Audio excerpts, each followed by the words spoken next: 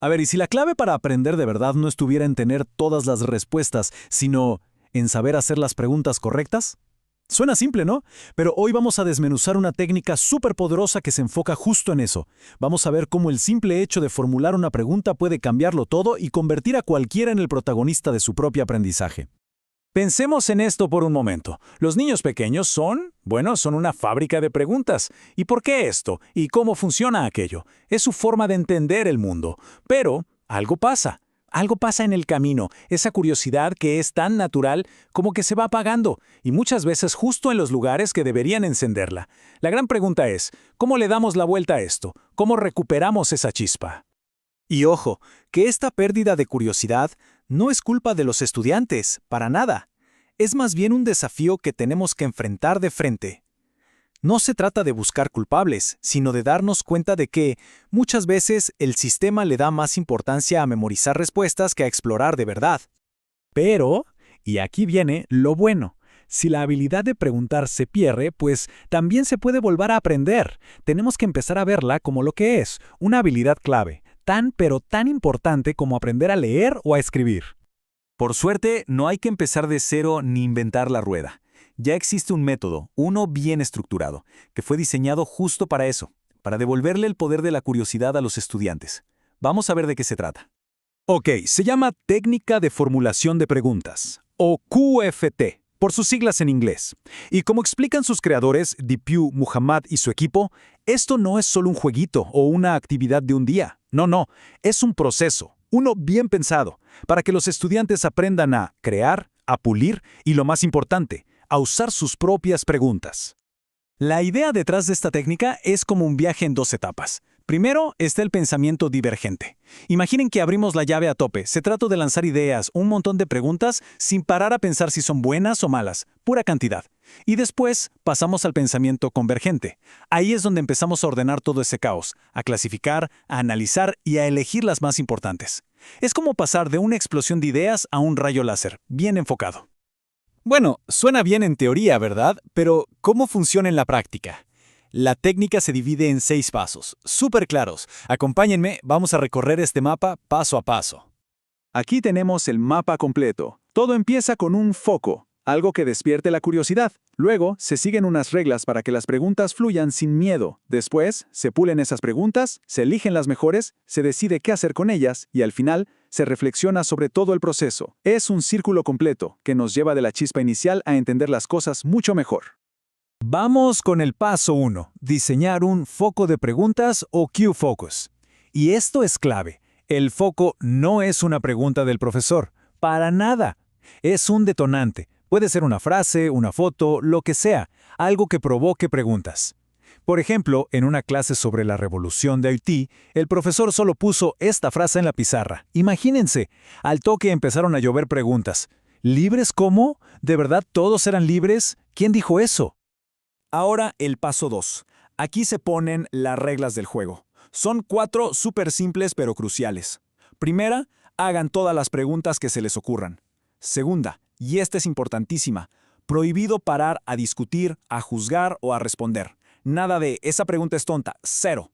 Tercera, anoten todo, palabra por palabra. Y cuarta, si a alguien se le escapa una afirmación, la convertimos en pregunta. ¿Por qué tan estricto? Porque esto crea un ambiente donde nadie tiene miedo de preguntar lo que sea. Llegamos al paso 3, y aquí es donde la cosa se pone interesante. Es como un taller para mejorar las preguntas.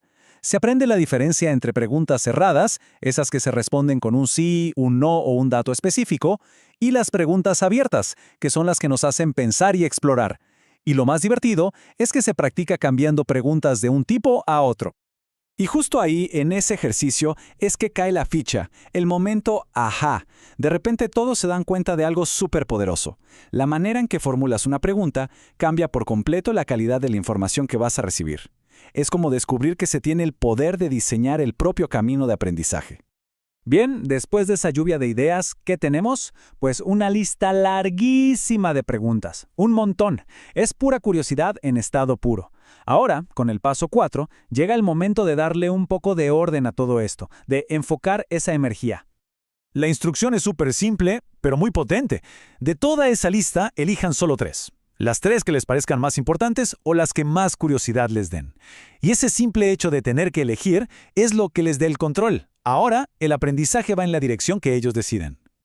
Y miren el resultado. De esa lista enorme y un poco caótica, ahora tenemos esto. 3 preguntas, pero súper enfocadas, súper potentes. Ya no son solo ocurrencias. Estas 3 son básicamente el motor que va a impulsar todo lo que viene después. Y con el paso 5, manos a la obra. Esas preguntas ya no se quedan en el papel, se convierten en el punto de partida para todo. Para un proyecto de investigación, para un ensayo, para un debate. Lo importante es que las preguntas que ellos mismos crearon son las que ahora guían el trabajo de verdad. Y para cerrar el ciclo, el paso 6, la reflexión, que es como la cereza del pastel. Aquí paramos un momento para pensar no en qué aprendimos, sino en cómo lo aprendimos. La pregunta es, ¿qué aprendí hoy sobre el arte de preguntar? Este paso es fundamental porque asegura que esta habilidad se quede con ellos para siempre, para usarla en lo que sea. Ok, cuando este proceso se vuelve un hábito, algo increíble pasa. Ya no se trata solo de hacer más preguntas, sino de hacer mejores preguntas.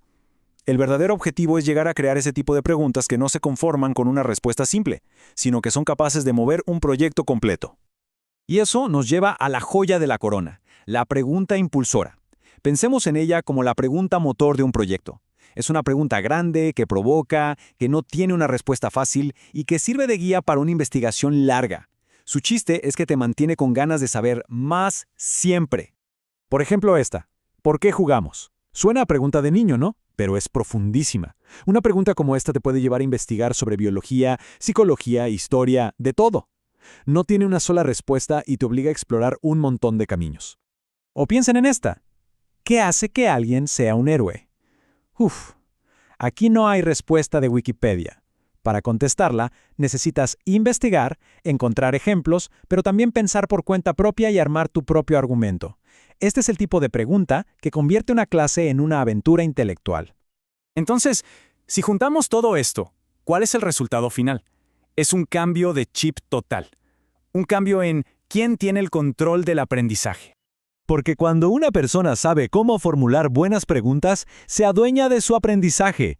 Deja de ser alguien que solo se sienta a recibir información y se convierte en el protagonista, en el director de su propia película educativa, capaz de abrir las puertas que le interesan.